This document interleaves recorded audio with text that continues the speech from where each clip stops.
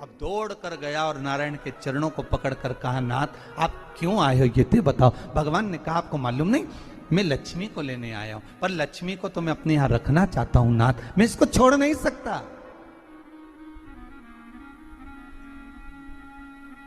मैं लक्ष्मी जी को छोड़ नहीं सकता, मैं इनको लेकर जाऊं। किसान रोने लगा। तब भगवान नारायण ने धनतेरस की पूजन का महत्व समझाया। तब भगवान ने धनतेरस की पूजन का महत्व समझाया। सुनो किसान, मृत्यु लोक में रहने वाला मानव अगर धनवंतरी की पूजन करता है, धनतेरस के दिन कार्तिक महीने में पड़ने वाली सुंदर त्रयोदशी तिथि को जो धनवंतरी की पूजन करेगा, उसके घर से लक्ष्मी कभी बाहर नहीं जाएगी। नारायण जैसे बोले तो किसान तुरंत प्रसन्न हो गया। प्रभु प्रभु आप मुझे वो उपाय, आप मुझे वो पूजा का प्रयोग, आप मुझे वो महत्व उस धनवंतरी पूजन का, उस धनतेरस की पूजन का बता दीजिए, जिससे मेरा कल्याण हो जाए, जिससे मेरा उद्धार हो। भगवान विष्णु बोले, किसान सुनो, ये धनवंतरी मेरा ही एक अंश होता है। जैसे मेरे हाथ में शंख चक्र गदा पद्म सब धारण करा हुआ हूं, उसी तरह धनवंतरी का स्वरूप का यदि आप दर्शन करेंगे, आप धनवंतरी के चित्र का अगर दर्शन करेंगे, तो एक हाथ में उनके भी चक्र है, एक हाथ में उनके शंख है, एक हाथ में उनके औषधि है, एक हाथ में उन्हें अमृत का कलश है, और भगवान स्वयं नारायण का अंश प्रकट हो रहा है। बोल धनवंतरी भगवान की, धनवंतरी भगवान की। कहते हैं धनवंतरी भगवान का प्रागट्य जब हुआ था, तो भगवान शंकर ने धनवंतरी देव को देखकर कहा, वाह रे प्रभु वाह, क्या सुंदर स्वरूप धारण कर आए हो। प्रभु जब मेरे लिए विष लेकर आए थे तब एक आनंद दूसरा था, पर आज अमृत लेकर आए हो, उसका आनंद दूसरा है। बहुत अलग अलग बातें महाराज। शिव महापुराण की कथा कहती है, दो तरह की वाणी होती है, एक में आपने क्रोध कर दिया, अपशब्द कह दिया, ताना दे दिया, गालियां दे दी, और एक शब्द अमृत का मीठा बोल दिए, प्रेम की वाणी बोल दी, उसका एक आनंद दूसरा है, उसका एक संबोधन दूसरा है। एक विष लेकर आ रहा है, एक अमृत लेकर आ रहा है। शिव जी कहते हैं जो अमृत लेकर आ रहा है उसका आनंद ही दूसरा है, उसके चेहरे की चमक ही दूसरी है। भगवान विष्णु कहते हैं, सुनो किसान, मैं आपको धनवंतरी पूजन का विधान बताता हूं। भगवान कहते हैं, किसान सुंदर कृष्ण पक्ष की त्रयोदशी को कार्तिक के महीने में धनवंतरी देव का पूजन, धनतेरस का पूजन माना जाता है। सुनो किसान, एक सुंदर भूमि पर देसी गाय का गोबर से लीपन कर कर, अगर गाय का गोबर ना मिले, सुंदर जल से लीपन कर कर, वहां एक सुंदर चौक को पूर कर, आप सभी को ज्ञात होगा कि चौक पूरने में रंगोली का प्रयोग नहीं होता। आप लोगों को मालूम होगा चौक पूरने में आटा और हल्दी का प्रयोग होता है। काय का प्रयोग होता है? आटे और हल्दी का प्रयोग। आटे हल्दी का प्रयोग क्यों होता है? क्योंकि आटा समृद्धि को बढ़ाता है, लक्ष्मी वैभव को बढ़ाने वाली हल्दी होती है। इसलिए जब चौक पूरा जाता है भूमि पर, तो चौक पूरते समय आटा हल्दी का प्रयोग करते हैं। थोड़ा सा चावल का दाना या गेहूं का दाना रख दिया जाता है, उसके ऊपर एक सुंदर चौकी, एक चौरंग, एक पाटा रख दिया जाता है। भगवान विष्णु बता रहे हैं किसान को धनतेरस के पूजन का वर्णन, और जो भगवान विष्णु ने बताया है वही पूजन का वर्णन आप लोग श्रवण कर रहे हैं। आज धनतेरस है, आज धनतेरस का प्रयोग कर पूजन करें, और शिव महापुराण के इस भाव को, विष्णु पुराण के इस भाव को, स्कंद पुराण के इस भाव को आप धारण करें, और जो विधान भगवान विष्णु बता रहे हैं उसके हिसाब से, उसके अनुसार आप लक्ष्मी का पूजन, धनतेरस का पूजन करें। चौकी लगाएं, चौरंग लगाएं, पाटा लगाएं, उस पाटे पर एक सुंदर लाल वस्त्र धारण करा दें, लाल वस्त्र बिछा दें। एक थाली लें, उस थाली पर कंकु से, रौली से, कुंकू से गिला कर स्वस्तिक का निर्माण कर दें। स्वस्तिक का निर्माण कर घर में अगर चांदी का सिक्का हो,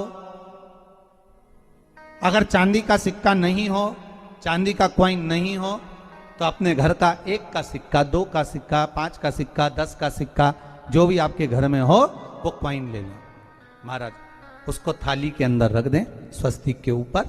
फिर उसका स्मरण करें, आटे के 7 दिए बनाएं, एक थाली में, एक प्लेट में रख लें, घी के दिए बनाएं और उसमें सुंदर बाती को लगा दें। ध्यान दीजिएगा, इसमें जो बाती लगेगी वो लंबी बाती लगेगी।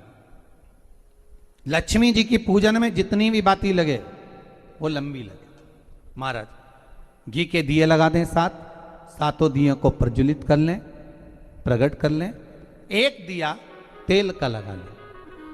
तेल का जो दिया लगाया है, जहां पर आपने सिक्का रखा है, कॉइन रखा है, उसका लेफ्ट हैंड, मतलब आप ऐसे बैठे हो तो आपका सीधा हाथ की ओर आप तेल का दिया लग दें।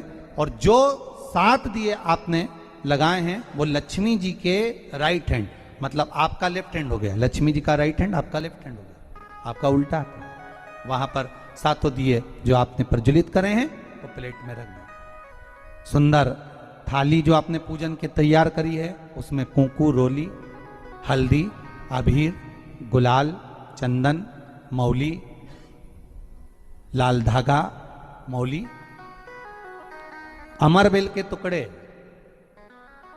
कमलगट्टे, हल्दी की गांठ, सुंदर भाव में उसको रखें। जल का पात्र सुंदर आनंद से, जो क्वाइन चांदी का और देसी क्वाइन आपने जो रखा है उसका जल से पूजन करें। लक्ष्मी पूजन का समय अलग अलग होता है, पर धनतेरस की पूजन का जो समय है वो प्रदोष काल से प्रारंभ हो जाता है। कब से प्रारंभ हो जाता है? प्रदोष, क्योंकि शिव के द्वारा निर्मित है लक्ष्मी पूजन का भाव। महाराज क्वाइन का पूजन करें, कंकु आदि से पूजन करने के बाद दोनों को उठा लें। दोनों कॉइन, जो चांदी का सिक्का है और जो देसी कॉइन है, उसको उठाकर उस पर जो कलेवा है, मौली है, नाड़ा है, लच्छा है, उसको लपेटना प्रारंभ कर दें और उसको लपेटें। पहले चांदी का सिक्का लपेट दे, फिर देसी सिक्का जो आपने रखा है 1, 2, 5, 10 का जो सिक्का रखा है उसको लपेट दें। थाली में उसको रख लें, फिर वापस उस पर जल का छींटा देकर उसका पूजन करें।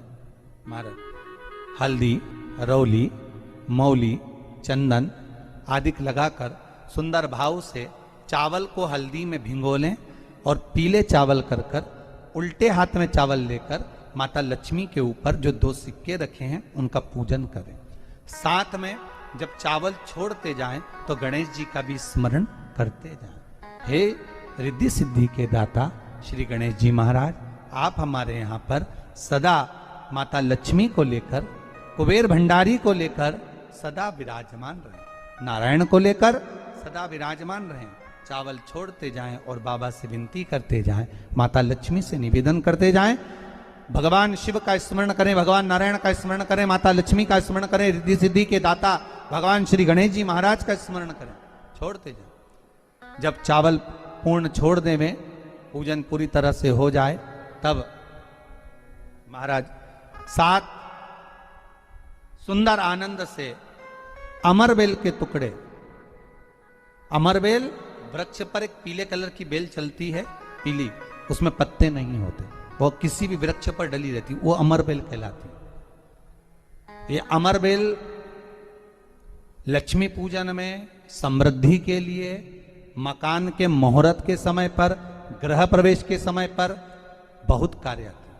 महाराज ये अमरबेल को पानी की जरूरत भी नहीं पड़ती, आप रूप किसी वृक्ष पर डाल दी जाए वो अपने आप फलती चली जाती है। उसी तरह हमारे यहां भी हम भगवान से यही प्रार्थना करते हैं, जैसे अमरबेल बिना पानी पड़े भी किसी भी वृक्ष पर डाल दी जाए पनपती जाती है, बढ़ती चली जाती है, ऐसे हमारे घर में बेभव लक्ष्मी बढ़ती जाए।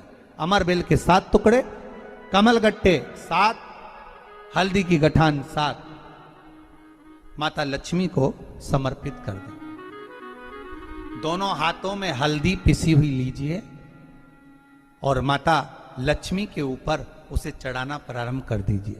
7 बार पिसी हुई हल्दी वो सिक्कों पर चढ़ा दें, अपनी मनोकामना कर कर अपने घर में माता लक्ष्मी को विराजमान करने के।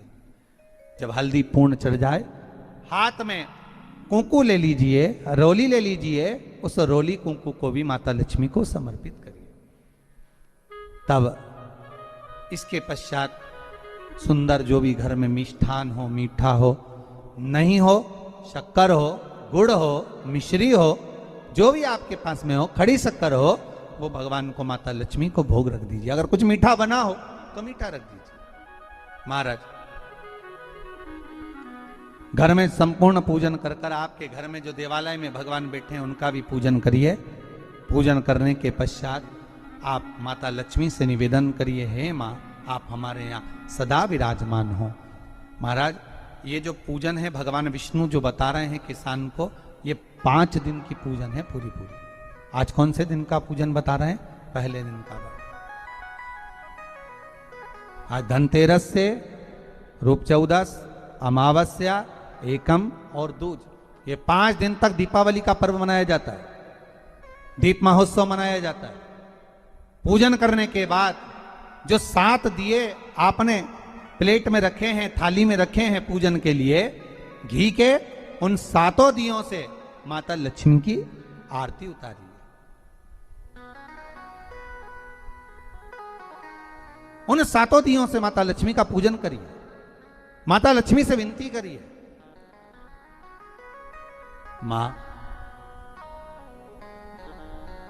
हम आपके पुत्र हैं, मां आप हमारे घर का रास्ता भूल गई हो, बहुत कष्ट है, बहुत दुखी है, पर भगवान शिव पर विश्वास कर कर, कुबेर भंडारी पर, कुबेरेश्वर महादेव पर विश्वास कर कर, भगवान नारायण के सुंदर प्रसंगों पर विश्वास कर कर, मां भगवान शंकर का अनुमोदन कर कर, हे मां आप हमारे घर में विराजमान हो, मां आप हमारे मार्ग को, हमारे घर को, हमारे घर के रास्ते को, हमारे घर के द्वार को आप भूल गई हो मां।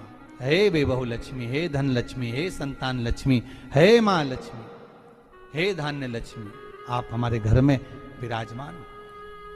7 दीप जो प्रज्वलित करे हैं उससे माता की आरती उतारिए।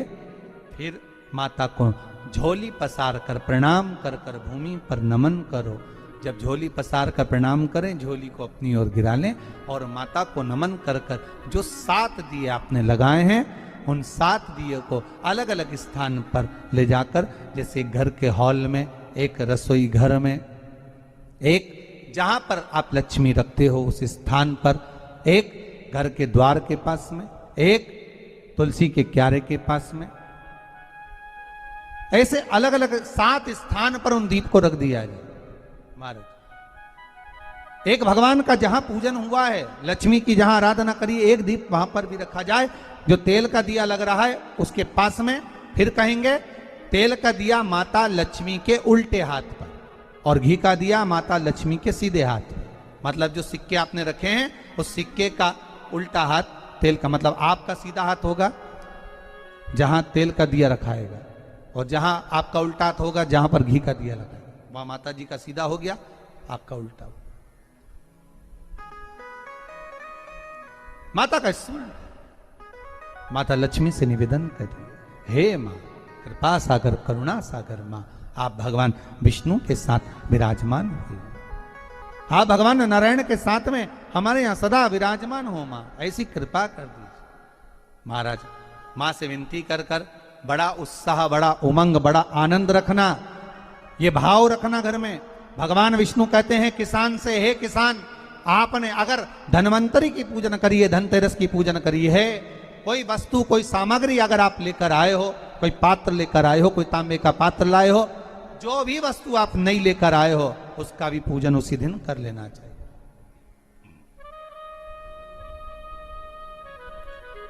उसका भी पूजन करना चाहिए। बड़ा भाव रखकर भगवान विष्णु ने किसान को बताया। बड़ा भाव। किसान सुनकर बड़ा प्रसन्न हुआ। नारायण प्रभु, क्या मां फिर मेरे घर में रहेगी? भगवान कहते हैं, सुनो किसान, ये लक्ष्मी अगर आप धनवंतरी का पूजन करते हो, धनतेरस का पूजन सुंदर कार्तिक के महीने की कृष्ण पक्ष की त्रयोदशी को अगर आप कर रहे हो, तो ये लक्ष्मी भले मेरे साथ बैकुंठ में जाकर रहे,